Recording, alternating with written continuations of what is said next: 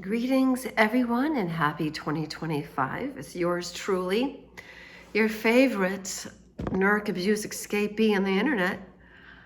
I am here to talk to you about what is in store for us in 2025. And good news is that the cumbersome past is leaving. Every day we go forward into the new possibilities. The past is further and further behind.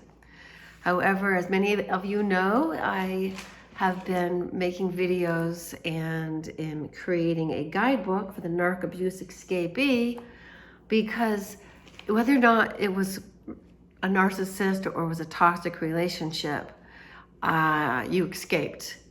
And it could be anything. It could, and one of the hard things about escaping and then staying away from these relationships is admitting your part in it, admitting and actually recognizing your part in it.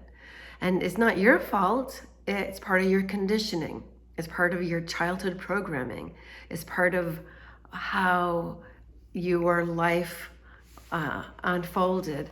And I gotta tell you, when you get through it, you are stronger.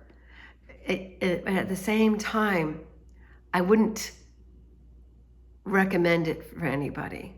I wouldn't say, oh, if you get an opportunity to come back in another lifetime, well, first of all, it's better to stay alive in this lifetime and learn everything that you can and take care of your body and do the right supplements and avoidance of certain substances as well. However,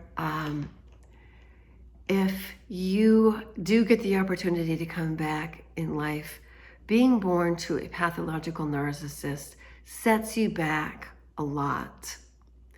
And I would imagine being born into poverty would as well.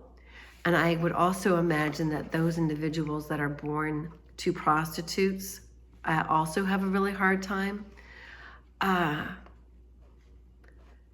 And yet there's people born into wealthy families, but yet there's a lot of trauma and abuse there, including sexual abuse, a lot of messed up dads. And I got to say that sexuality is probably the number one thing that creates the problems that we are experiencing on planet Earth. And it is constantly being shoved in our face by way of advertising. We see what I consider sick individuals on television who spend gobs of money to make themselves look like they've got this butt that's this massive thing. It puts kiss my ass to a whole new meaning, doesn't it? So assessing where we've been really must take into consideration the insanity level, the level of insanity that we have in our societies, just the level of insanity that we have in our world. The drag queen story hour, what's with that? The idea that a battery can be operated with all different combinations of a plus and a minus rather than a plus and a minus. That electricity can operate without the principles of the masculine and the feminine, the anaparesis and the cataparesis. I mean, it's just really nuts that we are living in this insane world and we're expected to be sane. Now, that's where I'm going with the idea that whether or not you are a narc abuse escapee or not, you are a person probably wanting to find out the truth of your reality, the truth of your being. Who are you really? And how can you get back to being who it is that you were meant to be?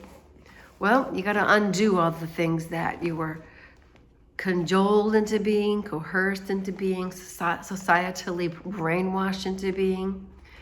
And if you're in school nowadays, you're going to have to learn how to do your own cursive writing. Cursive writing. You're going to learn how to do your own spelling. You're going to have to learn the 7 universal laws. And guess what? AI can't read cursive writing. It can't do it. It can only read printed word. It can't read cursive. So that introduction was not organized, obviously.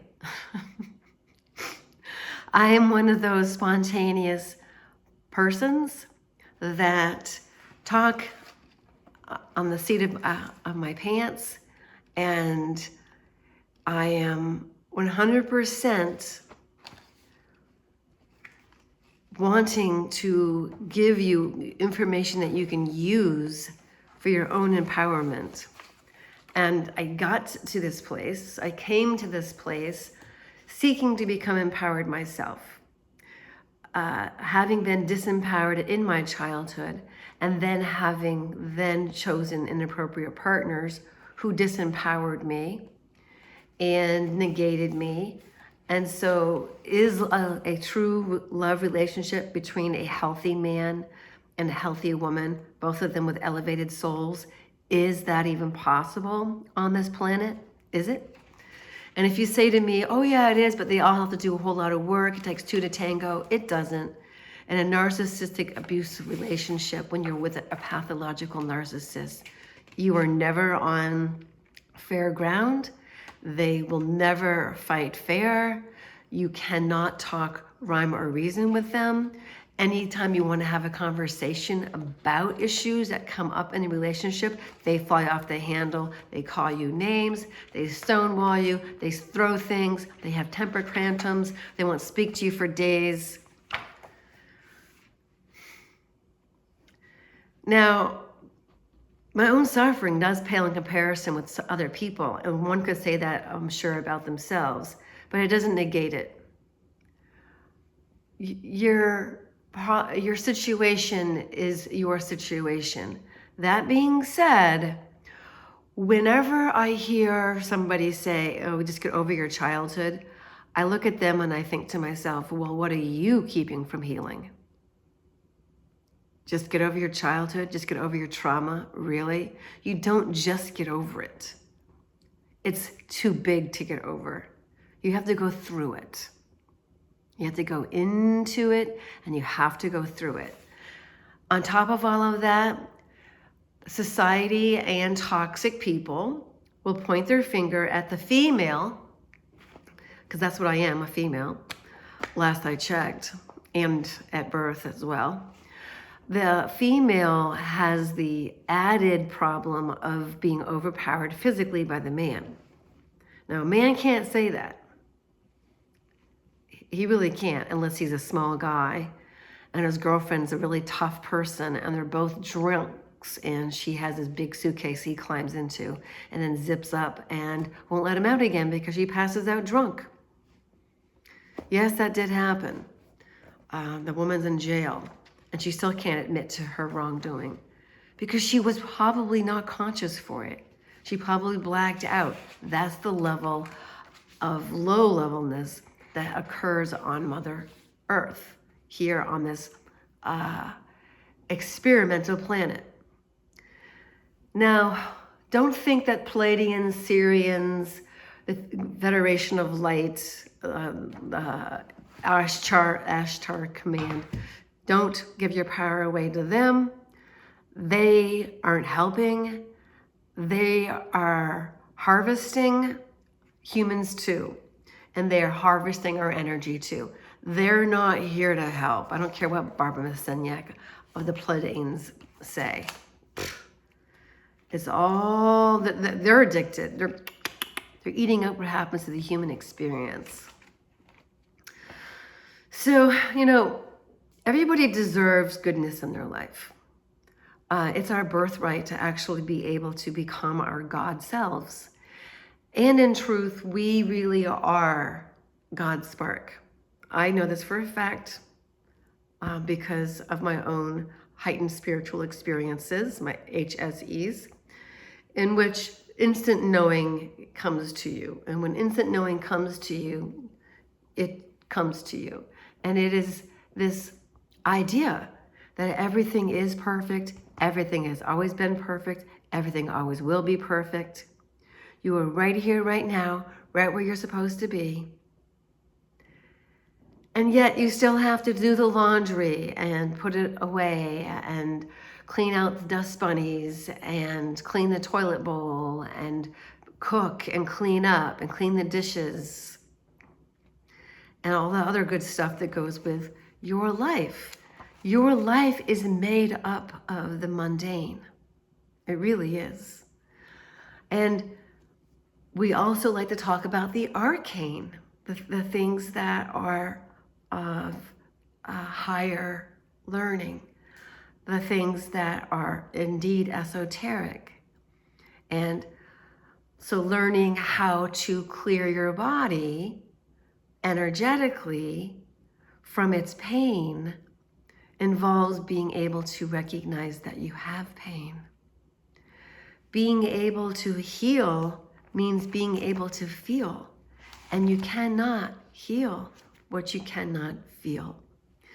And so when people say get over it, get over your trauma of your childhood, and it's more abuse. It's more abuse. So we don't want to identify with our pain. We want to recognize it as real, and we want to heal it. We want to see that we have wounds and we have been wounded, and then we want to heal it. So my gift to you is this platform, this channel that I do for free. And it's a way for me to talk about it. It's a way for me to make things public. It's a way for me to work things through. Because here's the other thing.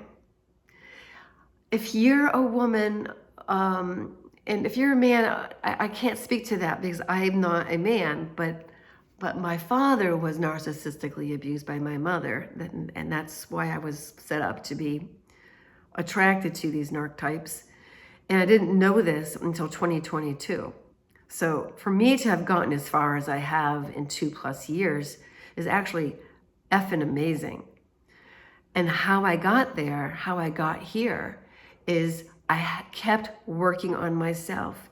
Whenever I had a relationship, and I've had 2 long-term marriages and one that last decade long, the most abusive, horrible mistake, but not a mistake. My PhD level of learning, that last one from Virginia, Virginia is for ex-lovers, my friends. I can't afford therapy because I went to a therapist once and she had to go outside and have a cigarette. And then she told me that she regretted leaving her husband and she wished she hadn't. And she didn't realize what she had. So then she was like, poor me, now I have to work. Yeah, you get to work. Working is an opportunity. It's creativity. Society has it set up that you have to have X amount of money in the bank. You have to have a pension plan. You have to have a 401k. I have none of that. I have none of that. I'm at a poverty level. However, I'm not impoverished, and I live at a lovely level of life. The digs I'm in, this is my dog sitting gig. Okay, this is not my house. I have a shoebox kitchen. Look at my other videos.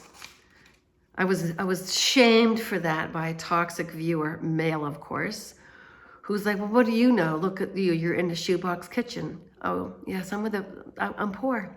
Yeah. So that all of a sudden negates me and my voice because I don't have money.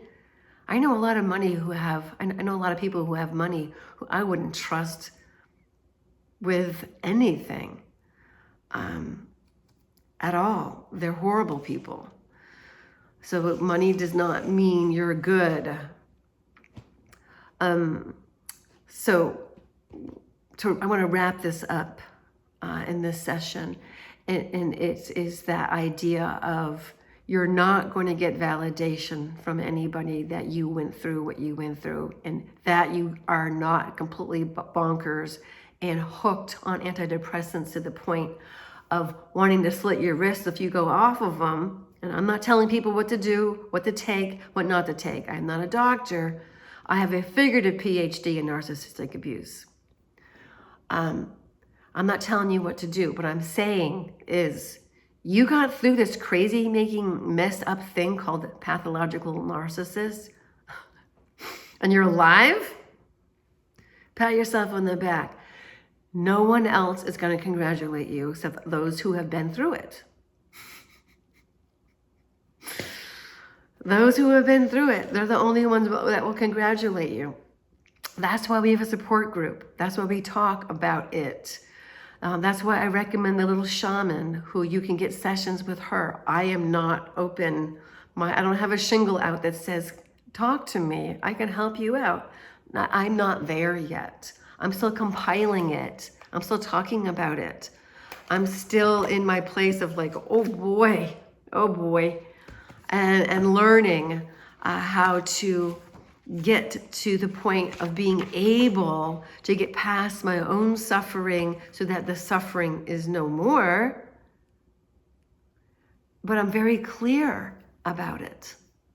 And I'm not too cynical about men, but I will tell you, decentering men is the best thing I've done. And the way I did that is to 100% not let any action be in hope of meeting someone, like joining the YMCA, because maybe I'll meet him, or going to some event because maybe I'll meet him, whoever he is. It's like, poof, he'll find me. He'll find me. And when, and if he doesn't have one of these in his arms, then you know what I'm talking about, and what happened in 2020, and people got two of them or one of them, depending upon the brand. I'm not going to be with anybody that has that, because that means they are not on my level of awareness. And I will be forever explaining myself and trying to convince them what to do and which supplements to take and what not to take. And then I won't be able to trust them at all. Anyone who has one of those things in their arms, I cannot trust fully. I just don't believe that they have the capability of having 100% their own thoughts. We all already have a really hard time with what's going on in our brains. We have to weed the garden of our mind all the time. Am I right? I am right. So Carolyn Myss is somebody that wrote the anatomy of, why people don't heal and how they can and all that stuff. Well, she has a lot of good things to say. Like 90% of what she says is great. But that woman's never been married. Her trauma in her childhood, it was her father was a basket case after World War II. Like she's a boomer. I'm a Gen X. So she's much older, so that means her father's older. My father was in the Korean conflict, and the only thing he did was work on a naval ship, on the radar, being able to read whether or not there was anything that was in the water, like a B-52, whatever, submarine, or they would do coordinates for like what to bomb. So he was part of the killing machine. And then later he worked in high-tech security, infrared technology, things like that, in engineering, all about how to locate the so-called enemy and annihilate them. And he couldn't talk about his job. It was all top secret. They worked in a soundproof room. But he always came home smelling like perfume and cigarettes. And I always thought that was interesting. I always wondered whether or not he had affairs, why he smelled like perfume and cigarettes. But they used to smoke there. But the perfume, I'm not so sure about. My father was very handsome, very, very handsome. And my mother, she just blah, blah, blah, blah, blah. She busted his balls, and Now they're separate. He's in assisted living and she's all by herself in their house in 3,300 miles away from me in Tucson, Arizona. And I couldn't get far enough away. And I never wanted my children to be subjected to what I was subjected to. So I swore that she would never have them alone. But of course, much to my chagrin, she did get them alone on several occasions.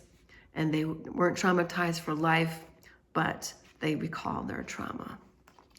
She says awful things. She's les enfants terribles. She just says mean, awful, terrible things.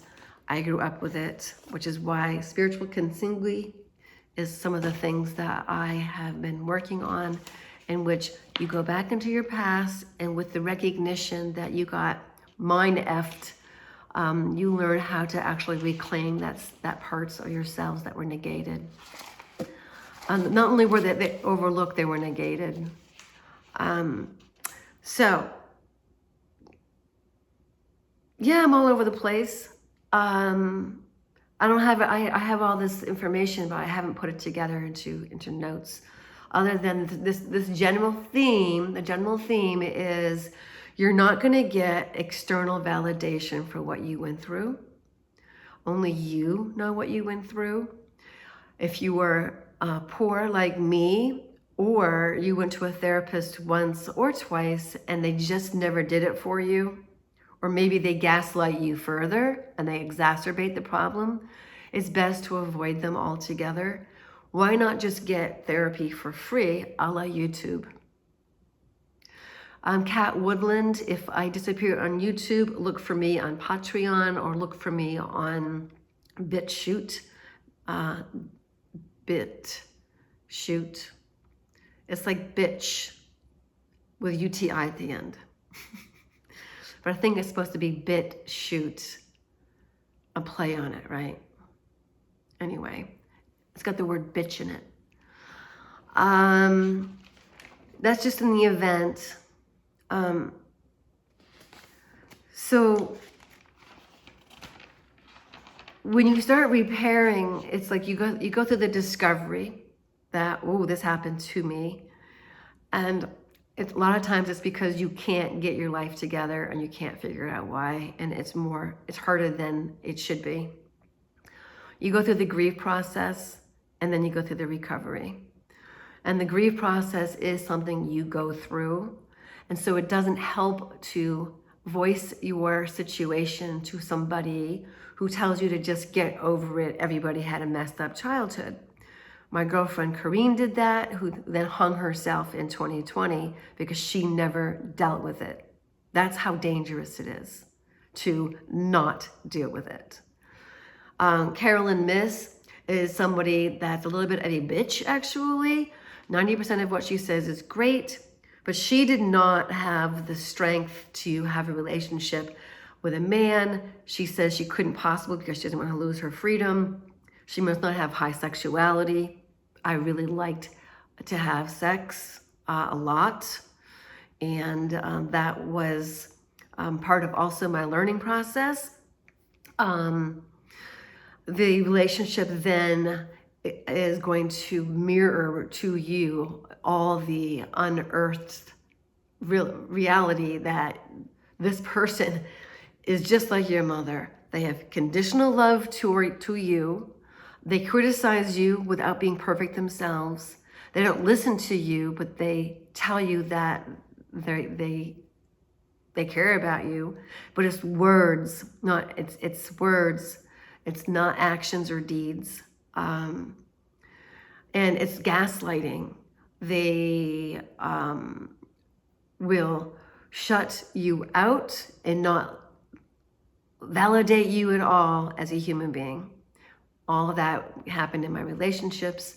I was made responsible for how they felt. I was blamed for how they felt. Their emotions were my fault if they were negative.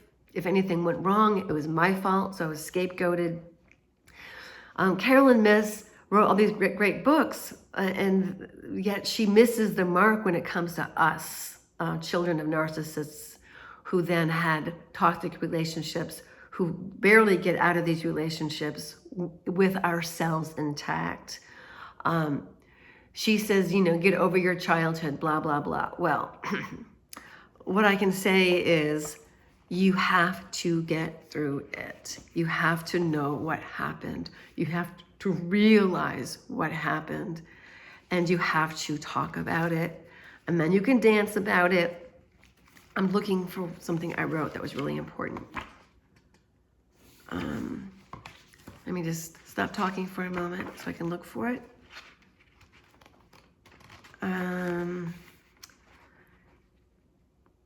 Okay, here it is. Okay.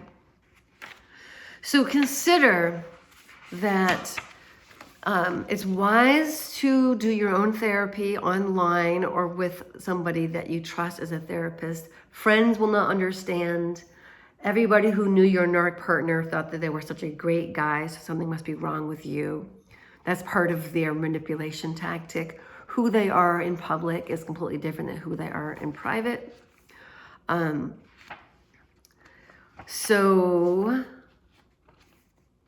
what we want to do is shift out of where we used to be, which is in 2024, I did a lot of the discussions like I'm doing just now about like the shit of what we went through.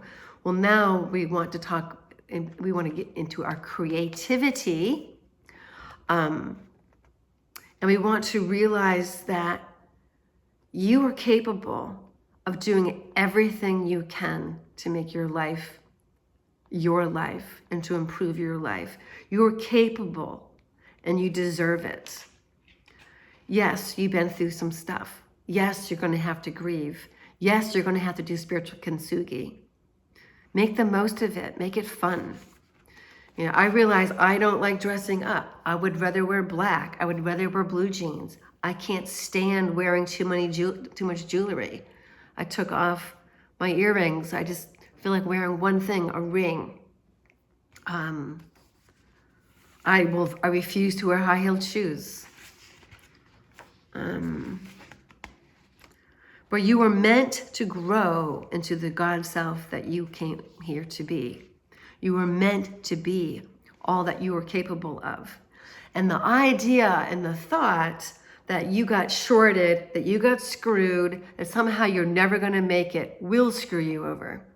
What you have to do is say to yourself, that which I went through has made me a diamond. It has made me a very strong person.